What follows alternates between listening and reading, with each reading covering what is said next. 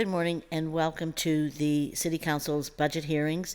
I'm Council President Teresa Kell Smith, and we are joined today by the Department of Public Works and Director Hornstein and his amazing team. And I'd like to first ask our Budget Director, Peter McDevitt, to give a brief overview of the department. And I will start first by saying we are also joined by Councilwoman Erica Strasburger, who has great attendance at these meetings. So, yeah, that's all right. You've been doing great. Director? Thank you, Council President. The mission of the Department of Public Works is to maintain the city's assets related to accessing public streets, parks, facilities, rehabilitating public structures, and maintaining the city's natural environment, provide safe support to other departments, administer a solid waste and recycling system that promotes litter-free environment, and ensure public safety responding to weather-related events. The Department of Public Works is divided into the following bureaus: Administration, Operations, Environmental Services, and Facilities. A quick overview of the Bureau of Administration. There is a total of 24 full-time positions proposed in the 2024 General Fund. That is a decrease of 2 positions overall. Overall, it is an increase of $71,000, or about 4.3%. And for summary of non-personnel changes, overall there is a little over $11 million increase in non-personnel expenses. The bulk of that is because the line items for utility payments has moved from the Bureau of Facilities to the Bureau of Administration. So it's still in the DPW, just a different bureau. The Bureau of Operations, there is a total of 316 positions in the 2024 budget. That is a decrease of 1. That's a $384,000 total increase, but that also does not include potential increases for PJCBC, which is not reflected in that line item currently, as that CBA plays out. Moving on to a summary of non-personnel changes. Overall, there's a $100,000 decrease in non-personnel expenses. That's made up of a $300,000 for city cuts that moved to the mayor's office, and $200,000 added for materials for downtown granite curbs and sidewalk pilot program. And in the capital budget, there's a number of vehicles that we purchased through the ELA for that bureau. Moving on to the Bureau of Environmental Services, there's a total of 195 positions in the 2024 budget. That is an increase of 16 positions. Overall, it is a $950,000 increase. And summary of non-personnel changes. Overall, there's a $24,000 increase for operational supplies for the RouteSmart annual software maintenance. And again, in the capital budget for the environmental services, there are a number of rat packers and recycling and refuse packers. Moving on to the Bureau of Facilities, there is a total of 90 positions, which is 1 less in the 2024 budget. It's an increase of $82,756. Again, there are PJCBC employees listed in that budget that currently show a 0% increase that's subject to change with the CBA. And a summary of the non-personnel changes. Overall, there is a $7,251,523 decrease in non-personnel expenses. Again, the majority of that change is because the utilities line has been moved from this bureau to the administration bureau. In the capital budget, this is where the bulk of the DPW capital projects are. There's the Bob O'Connor Golf Course, which that is a contract with the First Tee of Pittsburgh for $44,000. For city facility improvements, there's a total of $700,000 projects. For public safety facility improvements, there's a total of $9,560,000 in projects. For Rec and Senior Center facility improvements, there's a total of $14,708,401. For sports facility improvements, there is a total of $3,691,000. Park reconstruction, there's a total of $4,793,000 in projects. For park reconstructions for rad parks, there's $2.78 million. Play area improvements, there's $1.1 million. And then pool upgrades, there's $100,000 for the Fowler pool, and there is $855,000 budgeted in 2024 for the Public Safety Training Academy. And lastly, just a couple of trust funds to run through. There's the Public Works Trust Fund, which is for road salt and specific project-related expenditures as defined by the corresponding cooperation agreements. The Liquid Fuels Trust Fund, which is for various street-related improvement costs, including labor, street lighting, salt, and other miscellaneous items. We're almost there. Regional Asset District Public Works Trust Fund, which is for any and all expenses relating to the 6 regional parks, which are Frick, Hayes Woods, Highland Park, Emerald View Park, Riverview Park, and Shenley Park. The Shade Tree Trust Fund, which is any and all expenses incurred during the implementation of the tree-related projects, programs, or promotions recommended by the Shade Tree Commission. And that's all I have. Well, that's a lot. It's a big, important department.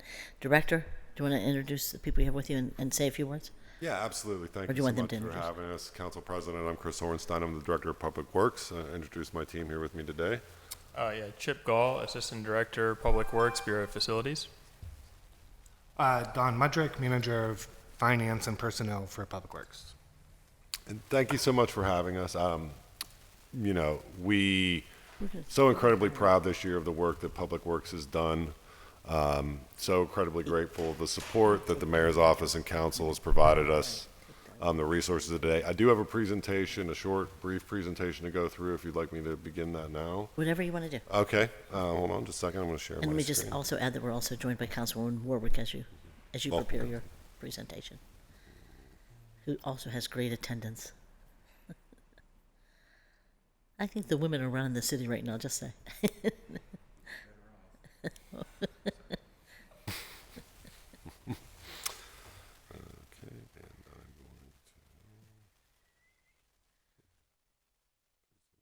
Okay, thank you so much.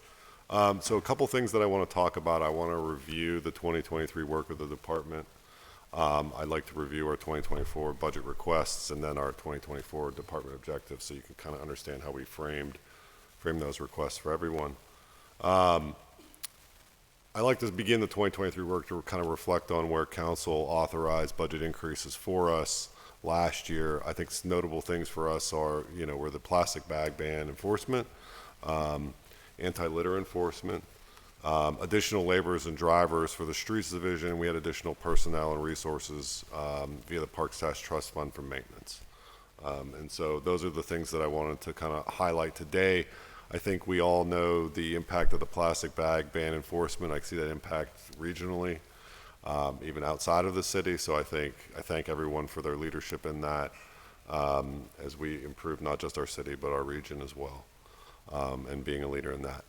Our anti-litter enforcement, we have established that team. We have transitioned many of the enforcement over from PLI to Public Works. That transition is ongoing. We expect to finalize that with them sometime this spring.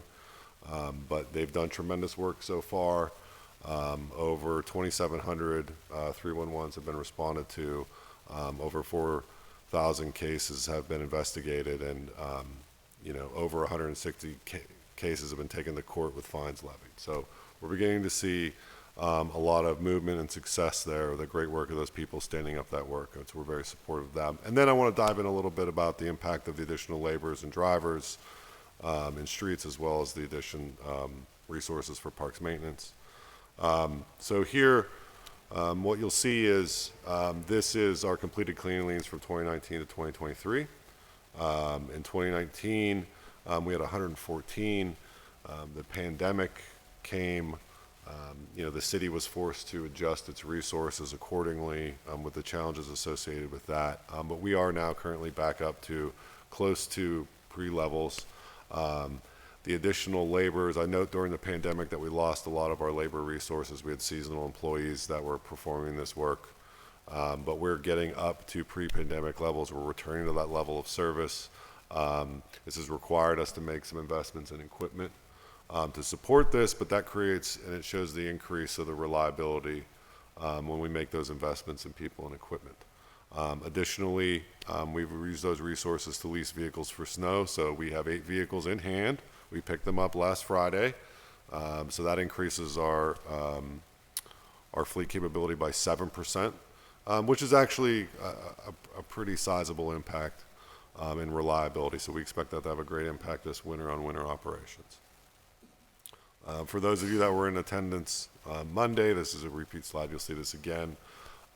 You can see in 2019 the total maintenance SAS that we have just north of 24,000 in their distribution between community parks and rad parks. You can see the total maintenance has increased to 46,000, which is roughly 90% increase in maintenance. We did not increase our resources by 90%. The parks tax definitely had a sizable impact on that.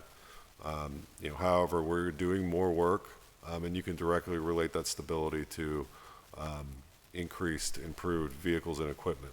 So vehicles and equipment ready for employees to do work can be done. So it definitely makes the system more stable, and that's of great benefit everywhere. And you can see, that there's an outsized gain. While there's more work being done everywhere, the bulk of the gain of work has been in community parks. So just to kind of reinforce that we're delivering on our promises that we made to the public when we implemented the parks tax. Other 2023 successes that we talk about, notable capital and facilities work. This isn't everything, but just a smattering. We completed Chartiers Playground and Spray Park. We've completed Arsenal Park Phase 1 with our work with the Parks Conservancy. Alleghany's Commons Promenade current phase has been completed. Highland Park Pedestrian Tunnel Reservoir Drive has been completed. We've had 4 different lighting projects in recreational areas and parks throughout the city. 6 roof replacements and associated masonry work, structural assessments and repairs. We assessed 20 fire and EMS stations. We've completed 4 repairs with 3 scheduled for next year, and we did recently completed a pool locker replacement and renovation projects for open public pools. Other successes for Forestry Division has been awarded over $1.5 million with grants to plant trees and investments around the city for those neighborhoods where trees are needed most. So they coordinated with some of their partners to get 1,000 trees planted in the ground in the spring 2023. So we thank them for their tremendous work and ability to partner with other organizations to really have a tangible impact for residents. We implemented a real-time safety system in August 2022. The real-time safety system is a system by which any employee can report a safety concern to the supervisor or get logs. It can be seen by myself. I review these every day. I work with team to improve the safety of our employees every day. Since then, we have seen a 46% reduction in workplace injury in public works, which is a pretty substantial decrease in injury. And we continue to learn from the real-time safety system. We continue to grow and share those learnings with other departments, with other city services. And we found that it creates a very stable baseline for us to work from and ensure that we're doing everything that we are within our power and then within the employees' power to be working safely every day. We have one objective for 2024, and I call it stability. You've heard me use that word a couple different times. I'd like to talk just a little bit about what we mean by stability. For us, stability is capability. So we have the ability to do work safely without error, and we have availability. So we have the ability to do the work when it is requested. Now, there are a lot of factors that go into being capable and available for work. We're going to focus on all of those. We've got great partnerships with our unions. We've got unbelievable people doing work with us that are already highly skilled and capable. So where we're going to focus our energies is creating the right conditions so that vehicles and equipment are available for them as much as possible, that training is available to them if they need it, and we're going to kind of expand our offerings for them and what they can do and expand their skill sets as well so we can deliver more services better to the city. This touches all branches, all bureaus. This comes from everything from how we do a pothole to how we pay invoices, how we pay for bills, how we encumber funds, how we contract. All the things that we can do in public works to create a more stable environment will increase the capability and availability of our staff to perform work of our citizens. And from my perspective, it's those improvements are actually pretty modest investments. It's investments of time of leadership and management to be committed to making that stable environment for our employees. Highlighting those 2024 budget requests, the additional 15 co-drivers and loaders in environmental services. This is a direct result of the real-time safety system. We'd identified 30 injury incidents that directly correlated with the crews being short-staffed. Standard practice in environmental services is that there are 3 persons on a truck. There's 1 driver and 2 loaders, or 1 driver, 1 co-driver, and 2 loaders. So these injuries are happening simply because when we were short-staffed, we sent 2 people out instead of 3 to get residents' waste. And we identified that these were injuries that happened solely because there were 2 persons on a truck instead of 3. So additionally, kind of anecdotally, we've also had numerous vehicle incidents that were a result of drivers not having the necessary resources available to them to help them with backup procedures, with spotting and checking. So we believe these 15 persons will help alleviate a majority of the injuries associated with having 2-person crews. That is not all the injuries in environmental services, but it is a substantial chunk. So we are grateful for your consideration with that. The manager of support services is to provide dedicated leadership to improve maintenance, so vehicles and equipment, along with all the logistical needs of the department. So moving people around, purchasing materials, moving equipment around. That is what that position is dedicated to do, and we see that as a critical need to improve the stability of the department. On facilities maintenance, our plan is to enhance the stability of facilities for all services of government. Some notable examples that we're targeting for goals in 2024. So we have our standard exterior improvements to facility replacements, so roofs and masonry, along with heating and cooling. We will be focusing on critical power supply solutions so that IMP services are not interrupted. We've been working with IMP in the background to identify those areas where Public Works' assistance is needed, and we're going to be happy to provide that assistance in 2024. We want to be supporting Fire Bureau and the Bureau of Police on reliability and equity improvements in their stations. This is something that they've come to us and we've discussed, and we've been partnering with them for a while. We're trying to make the simplest common sense, or the simplest common sense improvements that we can to help conditions in those stations for those impacted personnel. Along with that, basic public restroom improvements. Very quietly, this past year we have had approximately 30 public restrooms in public parks open and available to the public during normal hours. We contracted a cleaning service. We've learned tremendously about public restroom operation. We are looking to some of those openings we've realized that these are facilities that were in deferred maintenance that need maintenance. We'll begin tackling that, and we'll begin working with partners to help both improve the conditions and also tackle some of the challenges that come with maintenance and high intensity use of those types of facilities. And with that, that's my presentation. So thank you all for indulging me. I'm Thank happy you. to answer any questions. Thank you for your work, and thank you to the entire department, DPW, for doing a ton of work across the city of Pittsburgh. And we're thinking about stealing Dawn from you. So, okay, sorry. Councilwoman Strasburger, do you have any questions? You want to go first since you were out here first? Oh, and Councilman Wilson is also online, so we'll take him after. Thank you, Madam President.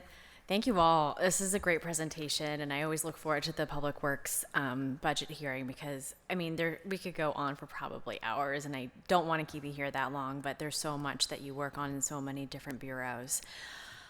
I'll just start with kind of what you ended with, and I ask about it every year, and I was really pleased to see some great progress this year on restrooms and drinking fountains, just basic needs that we should be helping to fulfill, at least in our parks and, more and more in other spaces as well.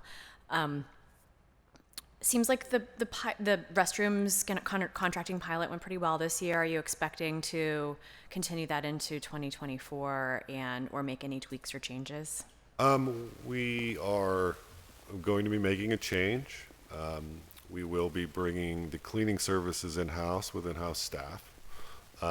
We feel that, you know,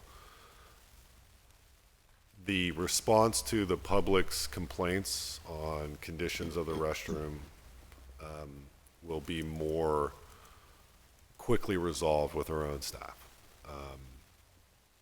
There is always concerns over safety and security of the public for the facilities that we're still working through what some of those standard changes might be. I think the other thing that we want to strongly consider partnering with other organizations on is, you know, public restrooms typically have an appearance that is not inviting or pleasurable to be in. They tend to be very utilitarian. I also think that that is something that needs to be revisited as a standard of design, and that's something that we're hoping to begin looking at next year. Yeah. I mean, somehow, well, it's a different entity and it's not the city and they have different funding sources, but like the Shenley Plaza restrooms are great, right? Yeah. And that's like the standard I think that we could look at as something that's kind of a higher bar to attain. But great to hear. Do you know what the sort of open restrooms, public restrooms months will be, what the calendar will be? It's going to take us a little bit of time to, finalize the kind of staffing and resources around that. We would anticipate that being in place March, April, like the beginning of the recreational sports season. Great. And then drinking fountains, what do you anticipate for either contracting out? I know we have a shortage of plumbers, and that's something we continue to deal with. We'll continue to kind of contract them out as Okay. needed. I mean, I feel like the resources are there where we can be a little bit more aggressive on that front than we have been in the past. And certain, installing, certainly like replacing existing fountains with the modern standard is always desirable. Where we've gotten the requests for new installations, and we're try to be as supportive of that as we can. We just run into significant cost challenges associated with it. So we're looking at, again, in terms of stability, if there are ways that we can bring certain elements of that work in-house so that we can reduce costs and make it more achievable. Even from not just a cost perspective, from a time perspective. We run into challenges with coordinating with contractors to do certain aspects of the work. And so if we can bring some of those challenges in-house, we can actually reduce time and deliver those improvements a little bit faster. Moving over to admin, I see we are, let's see. Okay, not actually losing a position, but I know that there was an interest for a potential energy project manager in 2024. And, much like the safety measures and putting 3 environmental services per, truck packer rather than 2, and avoiding the injuries, like the sort of mindset being like an ounce of prevention worth a pound of cure. I wonder about your thoughts of, and I know we can't add every position that is requested, but of having someone who thinks about our energy efficiency and energy, of our buildings as we continue to renovate or maintain to save money, to save taxpayer money in the future. No, I'm hugely supportive of that. I've made that request several years now in a row. I'll continue to make that request, and we'll continue to try to find ways to be more energy efficient. Our facilities maintenance team, I kind of invite Chip to speak to this. They do they're pretty proactive. Our electricians are pretty proactive just in regular maintenance, replacing ballast and fixtures with energy efficient ones. I think the largest gains, what I've seen professionally, are when we've adopted our passive house standards. So we've begun internal conversations about what that would look like to be able to do that, have that capability in-house as well. But certainly we would welcome that resource, and we do. It would be advised to, at some point in time, have a person dedicated solely to looking at and executing on kind of those larger scale ones as a technical resource. Yeah. I mean, I know there's even like technology out there that allows, facilities managers to like see an exact replica of every facet of what's happening inside a building and then like identify, oh, there's a leak over here or that's broken, and like be able to just target it. And I know we're probably years away from having the extra funds to be able to implement some of that work, but it seems like, again, like something to attain. We're laying the groundwork yeah. for some of that, though. Really? Yeah, That's I great. mean, we have adopted the indoor view, which is for lack of a better term, kind of a plug-in to Cartograph, but it gives us Okay. the ability to have floor plans. It gives us the ability to kind of identify where some of those issues might be. I mean, that's a long way off. We're at the phase where now we're kind of building the data set, which gets to be fairly complicated, but we start with the floor plans. As we make modifications, we'll be able to capture those modifications in the system so they'll live forever. That's another challenge that we often have, is that our records are all paper. So if modifications were made that weren't happened, we don't necessarily know what is behind the walls at this point. But this indoor view, we hope will give us the capability to capture that information and build as a platform to kind of do exactly what you were just describing. Great to hear. That's great to hear. Okay, moving on to environmental services, and I can't say enough great things about that bureau. I've seen some of the changes with the anti-litter coordinators and enforcement, and having its own sort of enforcement mechanism, not being lumped together with housing court, but having its own court to go to, and just really being able to see the responsiveness because of the increased staff. It's as someone who works with the folks in our office doing constituent services, or me working on it myself, and seeing the ability for them to, like, the inspector to get out when there's improper, storage of trash or whatever out in the yard, and they get out and they warn, and then it's actually working, like the three warnings or notices of violation, and that it's really changing behavior out in the neighborhoods that we hadn't been able to see for a while. So thank you for that. And I know that there's a lot of exciting anti-litter work coming out in 2024. I'm hoping to bring Chris Mitchell and kind of his team to council for a briefing, so Absolutely, that we would get love the that. full picture of everything Yeah. that he has planned. Absolutely, I know yeah. he's done a lot of hard work there. Absolutely. Would love to be supportive of. Yeah, they've done tremendous work. I think the thing that I've been proudest of them is their ability to, correct behavior without levying fines. Yeah. Like just working with citizens to make it a little bit cleaner and nicer just by having the conversation with them. So, and by engaging with them. So it has been a successful program. We're, working with them to figure out with the resources they have, how we can be more and do a little bit more. Yeah, and I can't leave this conversation without complimenting Tobias Rather and his work around the plastic bag ban. At this point, I think it's still education and less enforcement, but I think we're fortunate to have two Rathers at the city. His brother Jan's at kind of outreach and working with Domi, and then Tobias in environmental services. And Tobias has just been so great at taking those difficult conversations, those difficult emails from business owners, from like the vendor for the Steelers, like everyone. And he's just fearless when it comes to like really calmly explaining, here's the reasoning why, here's the reason behind this. Here's what we would encourage you, and just working with them like a human being and really being wonderful. So I've been super impressed at, and be great to see it continue to move forward into the enforcement phase in January. I think this is probably my last question. Can you elaborate on how the department achieved an increase from 5 clean and leans in 2022 to 86 in 2023? That is quite simply, that is literally manpower and equipment. So in 2022, the department was severely challenged for equipment to affect clean and leans. With that also,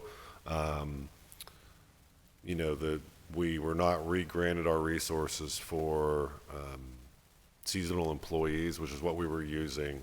So we were short employees. We were severely short equipment. with the new budget that passed for 2023, we've been hiring like gangbusters in Public Works, thanks to kind of a great work of a lot of people, in Human Resources and in Public Works. Dawn being one of those persons that's worked to help us improve our hiring practices. Pardon me. And quite simply, that's how we see it. We have people, we have the tools to do the job. Great. Thank you, Madam President. Those are the extent of my questions for now. So Thank you. appreciate it. Councilwoman Warwick? Yeah, thank you. I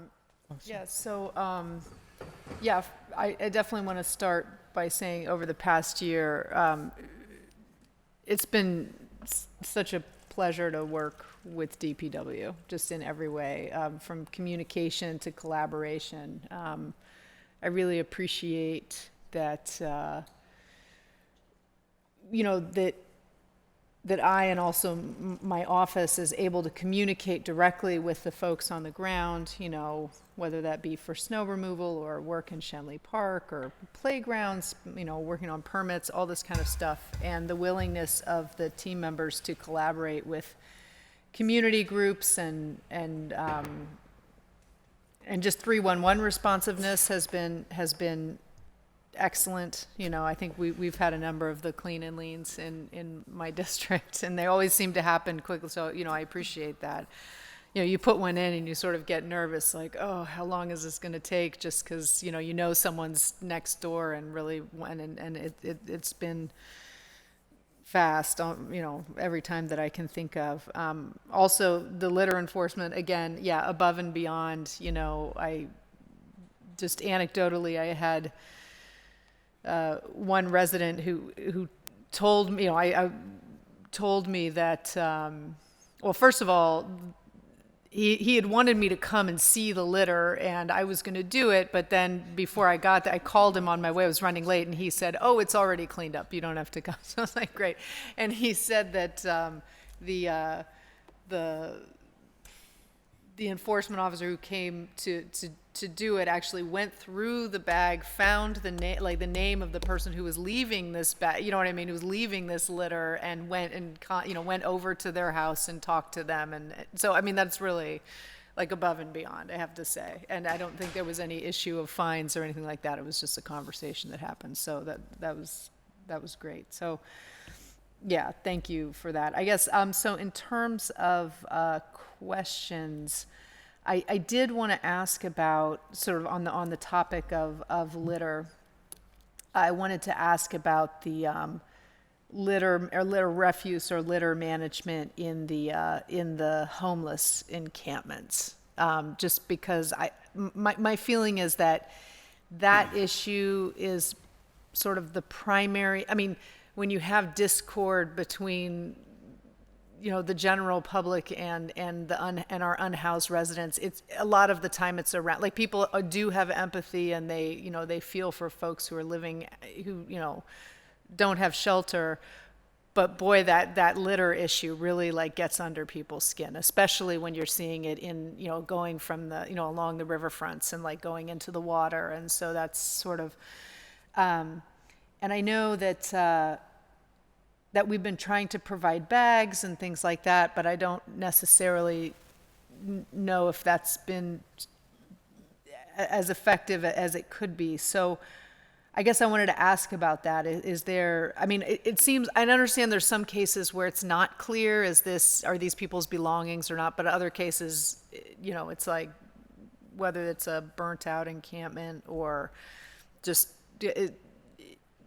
is there a plan? Are there plans to maybe get in just a larger team to just get in and clear the, when it's apparent? Yeah, we coordinate with public safety on all those issues. So, we've asked that public safety take the lead. We partner with them frequently, and because their partners are in touch with the homeless occupants of those encampments. Mm-hmm. They build relationships with them. We assist and provide services. I think there's, dynamics to those living arrangements that make some places, I think, to the litter question, would make litter easier for Public Works to provide services to those folks who are in need than others. I would ask Public Safety to share, their expertise on that. So we follow their lead. When we do feel that an encampment needs to be, closed or cleaned, we do that in absolute, thank you, sir, close coordination with those folks. So that is, how we respond. We see ourselves as a responder with them to the organization, but we take our lead from Public Safety in terms of developing the plan to how we respond. Okay, that sounds good. Yeah, it would be nice because to just sort of, even if there was some like training sessions or whatnot with OCHS and maybe third-party support for,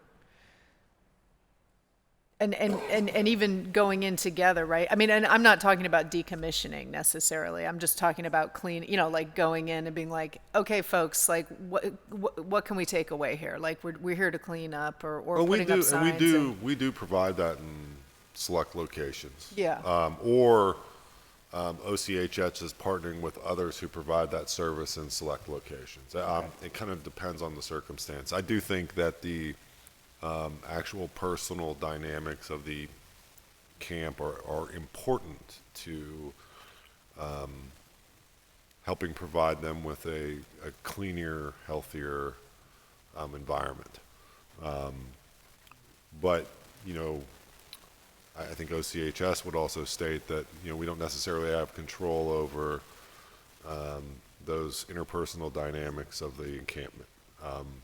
Sure. And some camps are tidier than others. You can see, I know if you walk along the south side waterfront, there, at any rate. And then I also wanted to ask, just with regards to that, is there talk of providing cans and also possibly like burn barrels and things like that so that we don't have or as many issues of like fire, people lighting fires to keep warm or? I would have to follow up on that. I don't recall specific discussions around those types of resources. Certainly we're providing bags, we're providing collection, we're providing assistance where we can.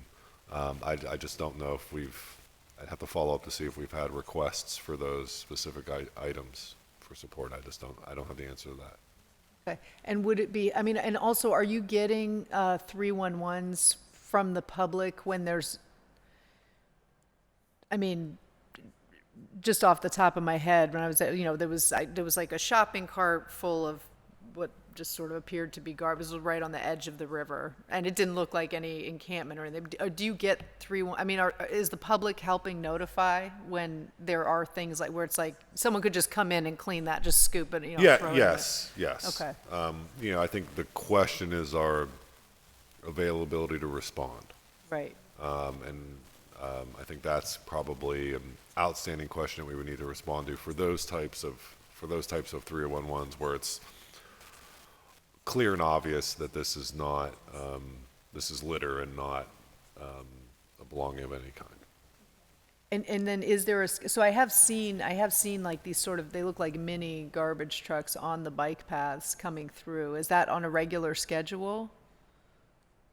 Not necessarily a regular schedule. Yeah, we try to make it a regular schedule. Okay.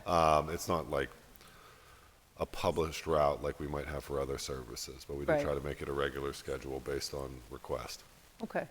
I feel like that, in terms of it does, obviously, housing is the answer to the overall problem, but I think in terms of just, sort of tensions between the public and the unhoused community, that,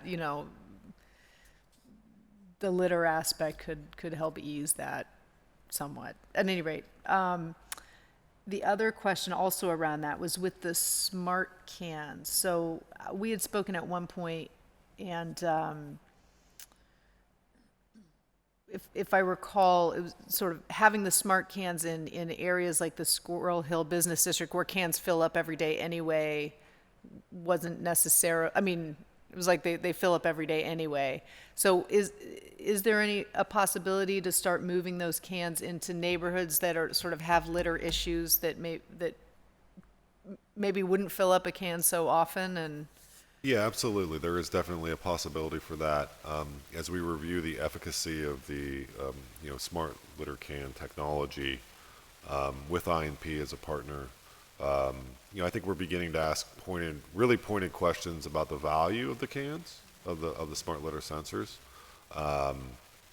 in terms of what we need, a response for value to the resident. So part of that testing environment.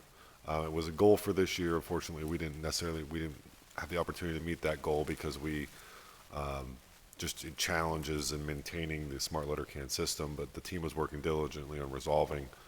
But our goal for next year is to take those test cases out to see if there is a clear and significant value add for taking the sensor cans into neighborhoods and replacing them with commonly serviced areas like business districts where we're going to be servicing them frequently on a regular schedule anyways. So to be determined, but yes, definitely on our agenda for 2024. And the smart cans, are they special cans themselves, or is it like a sensor you can attach to any can?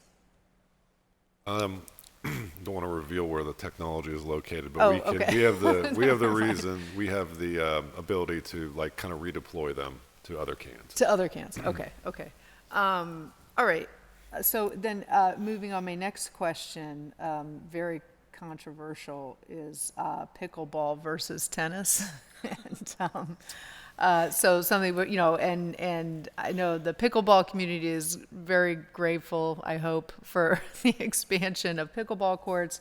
The tennis community is a little frustrated by the loss of a few tennis courts to accommodate the pickleball. So what I wanted to ask is, with the new rec desk software that is coming, that we just approved recently, will there be an option? Because I think that some type of online booking, at least at high use areas like Shenley, could help solve some of this problem where you just book it.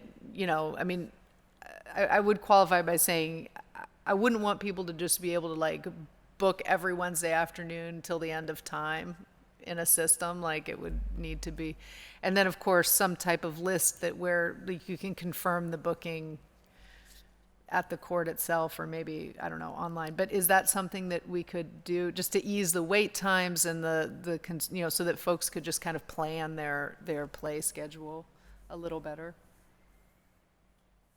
Chip, do you want to speak to that one? So short answer is yes. I mean, we can certainly use, we're excited for RecDesk to come on, and I think it'll facilitate, it'll give us data, sort of more real-time data and useful data on who's using the courts for what and when. So we do intend to use that information, not just to manage the assets we have, but also to manage what changes we do authorize or don't for future court renovations. Because I know now, well, it wasn't so much about but it was more just about the book. So I know, for the Mellon tennis, the indoor tennis, I think you have to call, right, to book at the moment? You can schedule that through Parks and Recreation, yes. Right. So with this tool, I mean, is that part of what this tool is going to offer? Is the ability to book things? Or maybe that's a Parks and Rec question. Yeah, I would have to follow up with Parks and Rec to answer that definitively. But my understanding is that it's supposed to be a booking tool. Okay. I would also, again, and now this is definitely Parks and Rec, but for the summer camps and programs, I know at the moment you have to actually go into the rec center and sign up. So anyway, but that's okay. Yeah, I think that's all I have. I'm really looking forward. We have a lot of projects. I know the 31st Ward is very excited about McBride Shelter and the fire station, and Hazelwood's excited about Lewis Playground and lights. There's all kinds of good stuff coming to District 5. So I look forward to 2024 and beyond. So thank you. Yeah. Thank you. Thank you, Councilwoman. And we're also joined by Councilman Wilson. Councilman Wilson?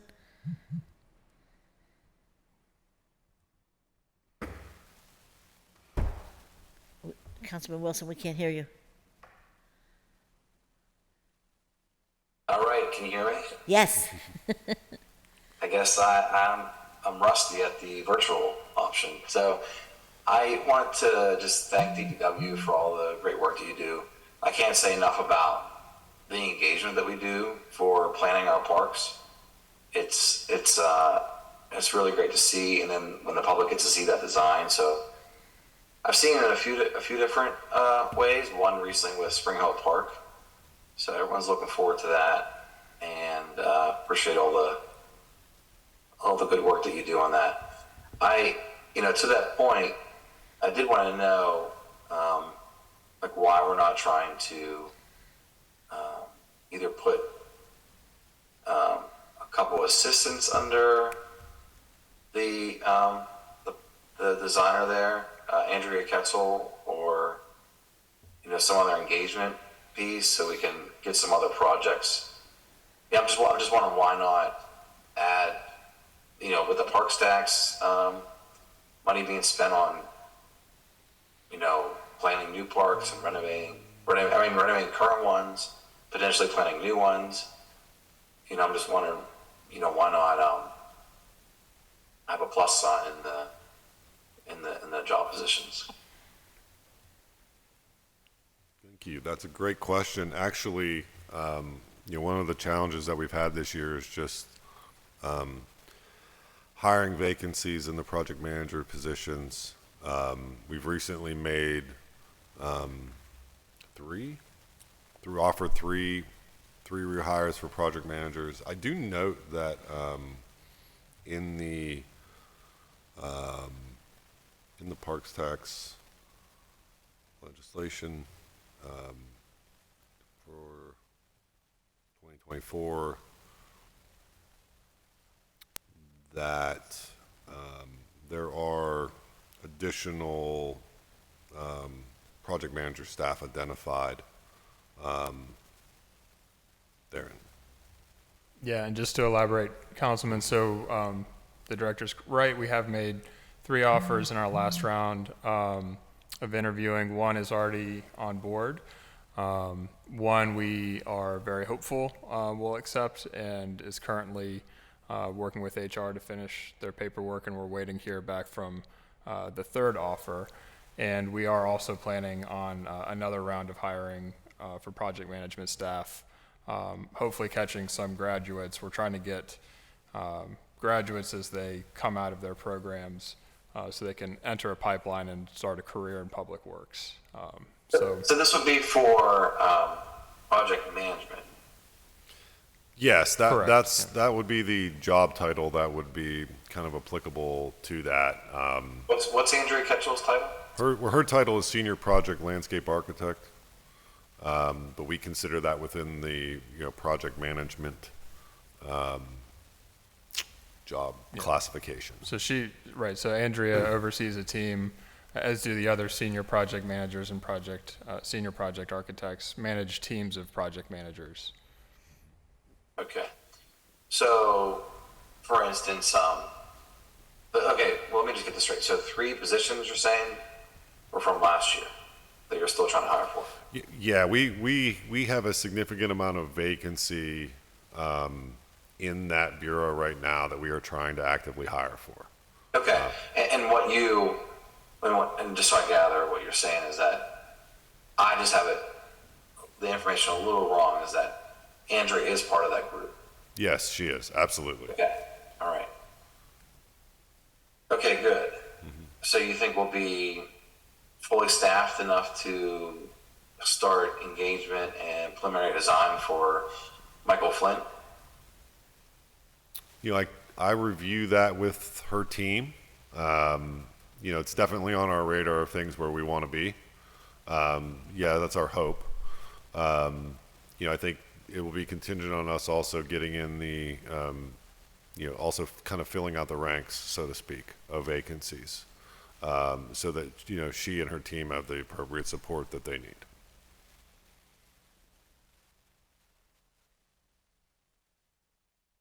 Okay. Because I just wonder as we move forward, we have Cali, we have different projects in D1, and I'm just wondering, is there an opportunity, or does there ever reach a point where we say, okay, now we have to look in and contracting out for project management? I think this is also relates to my my overall broad topic of stability. So I think just dynamically in our review and Chip's review as well, Don is also very familiar with this, since his staff will touch on it daily. And this from your interactions with Andrea and her team, that we ask of a project manager to wear many different hats with an expectation. And so one of the things that we're exploring currently actively right now is creating tools internally to reduce their work on simple tasks like reviewing invoices, getting things under contract, encumbering funds. Those things are kind of internal to Public Works to make the kind of machine go and to make the work easier. And those are also ways in which we explore, increasing the staff capacity, is by improving the capability and availability of the work. Some of that's automation. We're partnering with INP and the Office of Management and Budget on different ways in which we can improve the reliability of those, what I would call like back-end processes of project management, where places where we may have been asking project managers to do too much work in an effort to increase the capacity of that overall group to perform work for the public. So that's another way in which we improve the stability. That shouldn't be forgotten. As we see with vehicles and equipment, those types of improvements, giving them the resources that they need and the support that they need to perform their jobs, have tangible impacts. And so that's one of the places where I'm recommending, we put our efforts in 2024 in Public Works, is providing assistance to those folks to do their job. I definitely get the stability part. I continue to wonder what our, in now or even in the future, like what our response will be for projects that, let's take Cali Rec Center. Like we're on a path, getting somewhere with that project, but it's not even, it's not. There was a different director before you, and there was a different director before that. So it's been going on for some time, and so I think the public feels like it's. Sometimes I think the public feels with some of these projects, whether it's a park or community center, that they, similar to, it's like an emergency situation. It's like, well, just like, we hire out for, another contractor to come in and clear snow. This is also another situation where, look, we just need to get this project done. We have the funds to do it, and we just need to get it done. So, I appreciate all the work that's going into the stability piece and hiring in-house. I'm just wondering what the threshold is. So obviously it's not some magic answer you have right now, but it's always on my mind, especially when like the recent ARPA reallocations where we had millions of dollars going to community centers and, that had to be reorganized. And, I understand, talk through it with the community, but I think it's an ongoing conversation with the community when it comes up there. I don't really have a good response, and I can't always be dragging you to the meeting, So it's just we'll just continue this conversation, but just want to let you know that just continually trying to think about how we can all get it done together, and appreciate you entertaining this conversation. Moving on from this, the street sweeping. How can we get to a better place with street sweeping? Because I'm not sure what's, I have I'm not hearing, I know I know people from the east, I'm not hearing the same complaints as I do about street sweeping as I do on the north side, in some neighborhoods. And just people would just get really, frustrated with having to move their car and then nothing happens. And then it happens for a month, then it happens for another month. So just trying to get to a place where we can just get the street sweeper out. I did talk internally with some people. I'm not sure is there something we can do to pay more than 50 cents more for a driver of a street sweeper. I know that's probably in a contract, but it'd be nice to, if that job does require more and we're lack drivers, it would be great to get to a place where we don't have to worry about hiring a driver for the street sweeper. And also, if there is a maintenance issue, I think we should just constantly have that on like a lease, so that we're not responsible for, the maintenance. That should just be, the street sweeper should constantly be on a lease. And I'd like to know how we can get to a place budgetarily with that. Is that, how much extra cost would it just to continue to rent that or to lease it versus buy it and then us continually have to fix it, the public's just becoming more frustrated. Yeah, let's discuss the street sweeping. I note that we do have in the capital vehicle acquisition plan, I believe there is one street sweeper replacement budgeted. So I will note that. Certainly I think we've discussed with your staff, I think we have the capability to post when service is done online, which I think would be very helpful for residents who might not physically actually see it, but maybe have some confidence in knowing that a street sweeper passed in their way on their route when they said they were going to do it. I think that's another way we can kind of improve communication with the residents.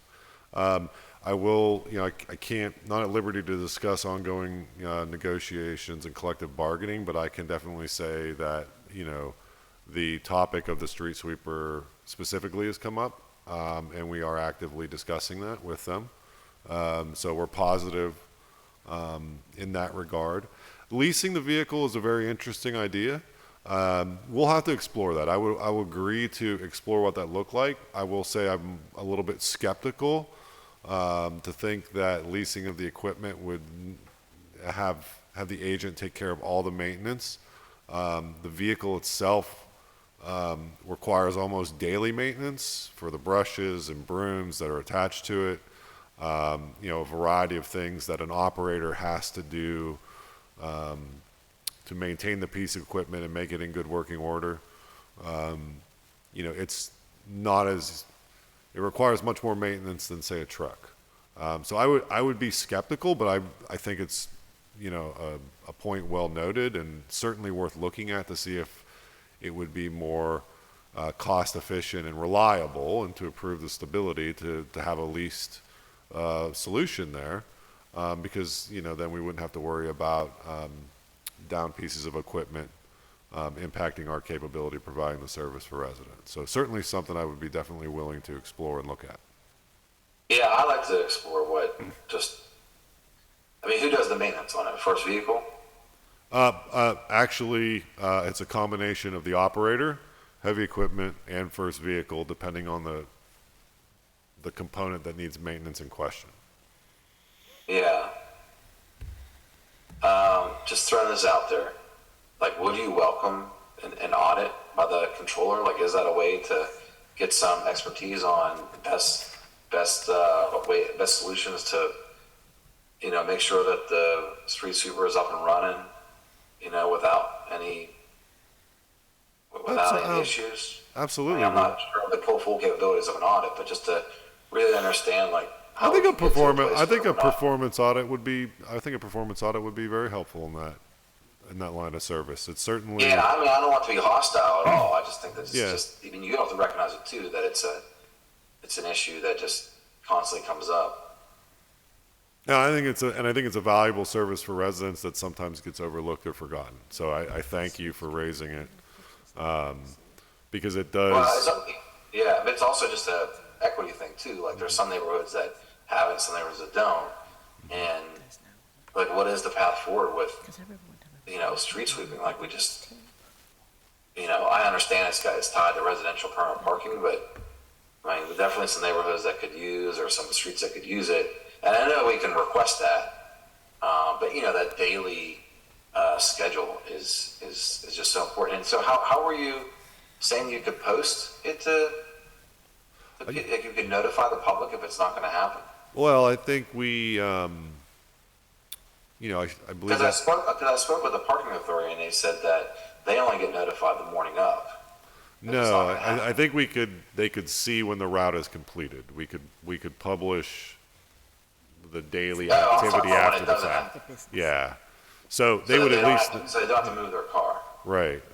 But in terms of getting to the planning portion of it, I think, that's a really great question. I think we would have to work on to figure out how we could let folks know.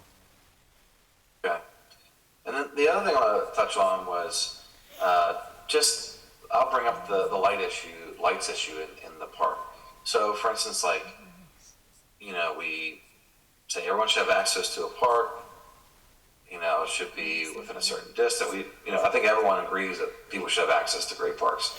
And so to get there is like to make sure the lights are running. Obviously, I appreciate all the work that went into making sure the lights are back to functioning in Allegheny Commons. But to get there, and then also to get there, it was a lot, and then also to get to those other areas that were out, and you and I talked about this, and I'm just wondering how. And so this is something that came up in several community meetings over and over again, and we were all getting confused with the lights on which ones are on, which ones are off, and he would say, well, we put in 301, and then it was found out that, once I went down and checked myself to see if the light was out, that I told you about it, and then it turns out that there were 301 requests, and someone in DPW was working on that. How can we tie important issues in our parks, like lighting, that are not, the issues that we have in our parks that are not working currently, that we're working on? We see your 301, it rises to the level of the community meeting. Somehow we need to get neighborhood services to fully identify these, and to maybe they're proactive, telling the community that they're working on them, or somehow they're at the meeting whenever it continues to come up, because it's just an issue that continually comes up, and we're all confused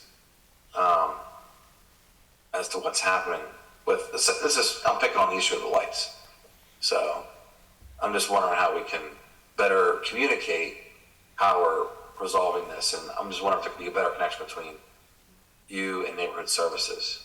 I think DPW. Yeah, I think that's a great suggestion. Definitely open to it. I could certainly see how it's confusing. There's generally, unfortunately, we've experienced like long lead time on repairs to that service. Again, that comes back to the stability piece that I talked about earlier. But yeah, I would love to have that conversation with neighborhood services and any interested party for that matter, to how we can better get that information in the public's hands.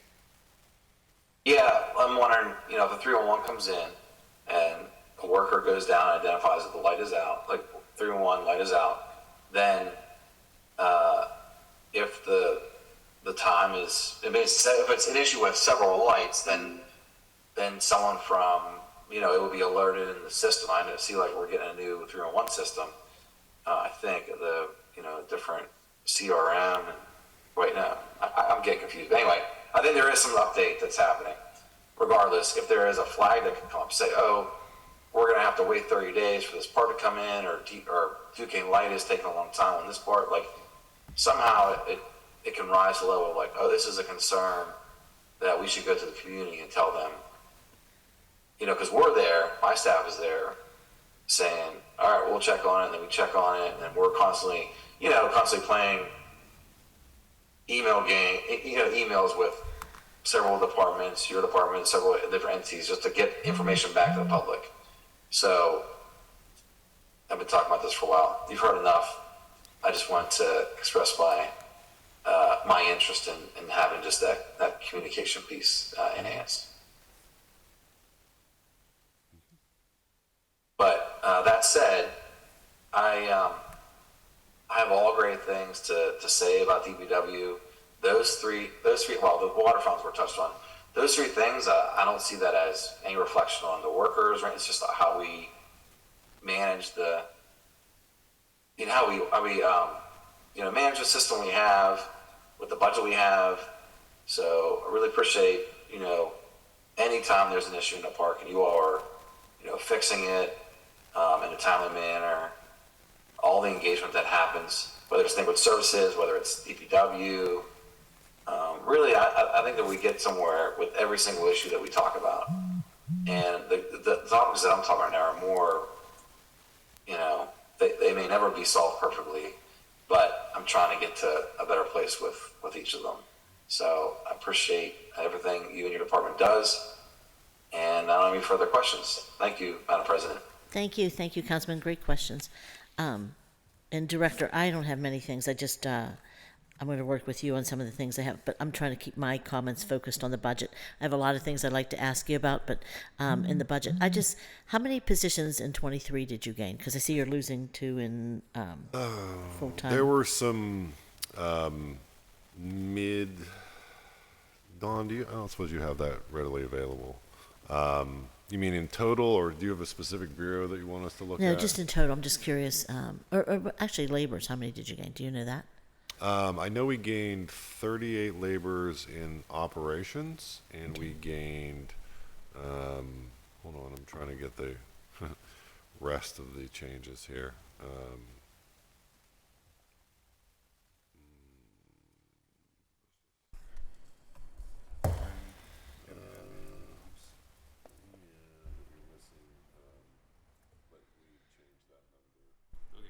To include some additional foremen that were needed.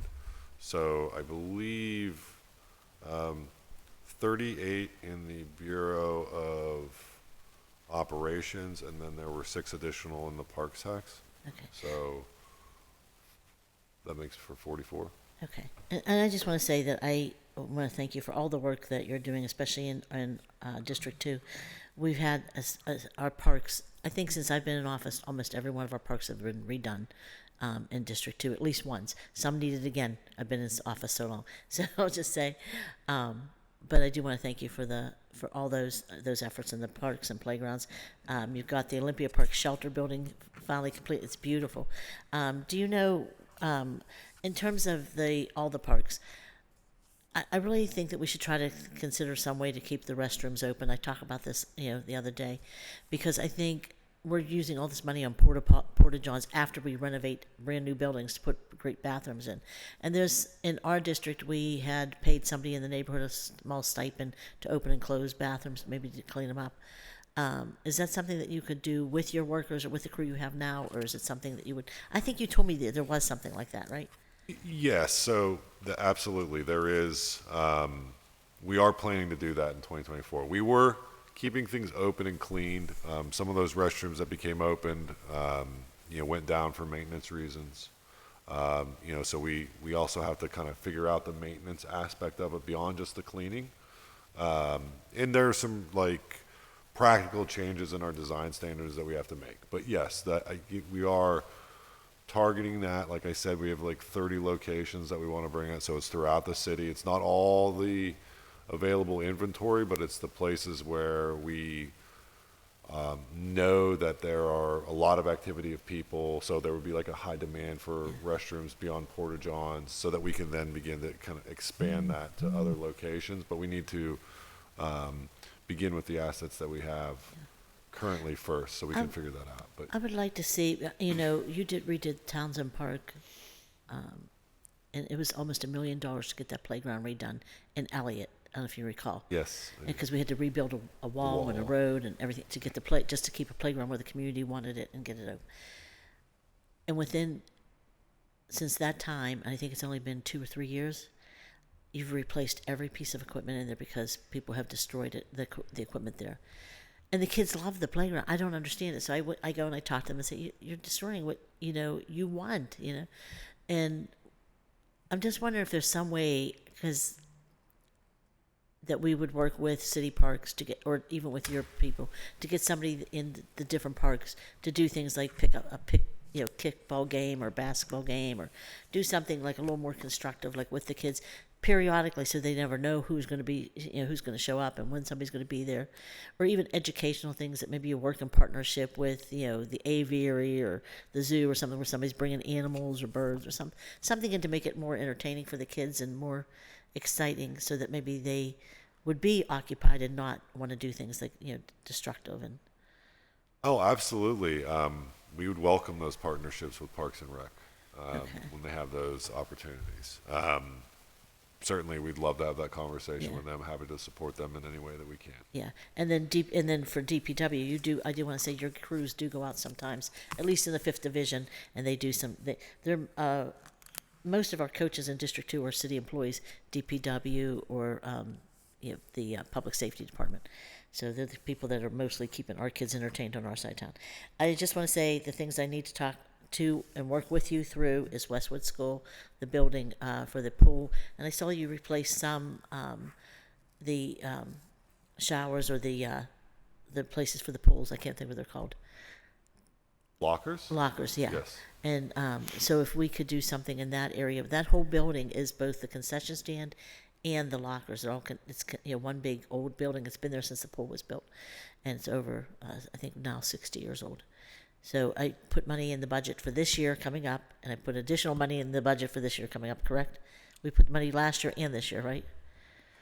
We do. We have a pending piece of legislation that will move money to PAYGO for it. Okay. That has yet to be introduced. Okay, and so that's a very big priority to me, and so is Stevens School building and getting that done.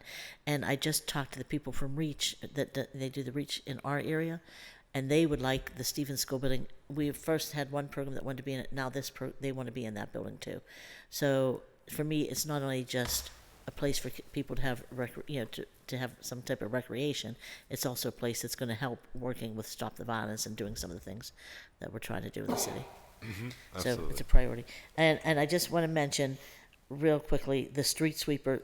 I was also asking for street sweeping in our district, but I got to be honest with you, some people called me later and explained, do you realize if it's posted, you have to move your vehicle, you have to do, and you get citations if you're not moving your vehicle. So people kind of like this more spontaneous. If you see it needs clean, you clean it, but maybe have it the spontaneous cleaning on a more regular schedule, too. But just not posted where people have to get tagged to move their car.